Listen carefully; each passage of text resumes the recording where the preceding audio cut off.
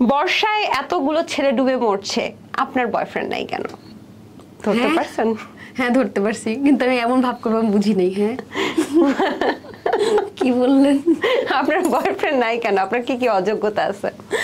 আমি অযোগ্যতা বলতে এই যে ও টাইম দেওয়া লাগে, তো এই একটা একটা সার্টেন অ্যামাউন্ট টাইম দিয়ে চ্যাট করতে হয়, গল্প করতে হয়, কানের মধ্যে ফোন ধরে রাখতে হয়। আসলে আমার ফ্রেন্ডদের সাথে, আমার অনেক মেয়ে ফ্রেন্ড, আমার অনেক ফ্রেন্ড, তো ওদের সাথে আসলে ওদের লাইফের কাহিনী শুনতে শুনতে আমি নিজের জন্য টাইম বের করতে পারি না যে আমি নিজে একটু প্রেম করবো, আমি একটু কাহিনী বানাবো। সিরিয়াসলি আপনি আমার ফ্রেন্ডদেরকে এসে জিজ্ঞেস করে না, ওরা এটাই বলবে। ওরা আমাকে সবসময় অ্যাভেলেবল পায়, ফোন করে পিঙ্কি আজকে আমার সাথে এটা হয়েছে, আমি শুনি হলো কন্টেন্টের প্রয়োজনে যদিও, তো ওই জন্যই পাই না আর কি। আচ্ছা, আপনার ফ্রেন্ড তো আমাকে একবার গোপন সূত্রে বলছিল যে আপনি নাকি খালি প্রেম করে ধোকা খান আর কান্নাকাটি করেন। কে বলছিল? কে বলছিল সেটা তো বলবো না। আমার কোন ফ্রেন্ডকে আপনি চিনেন? সবাইকে চিনি, বলেন। আমার কাছে গোপন সূত্র আছে, চালায় দেন সোর্স।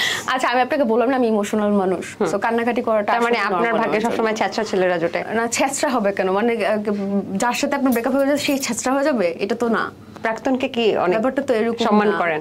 আমার সিরিয়াসলি আমার প্রাক্তন নাই, বাট থাকলে আমি রেসপেক্ট করতাম।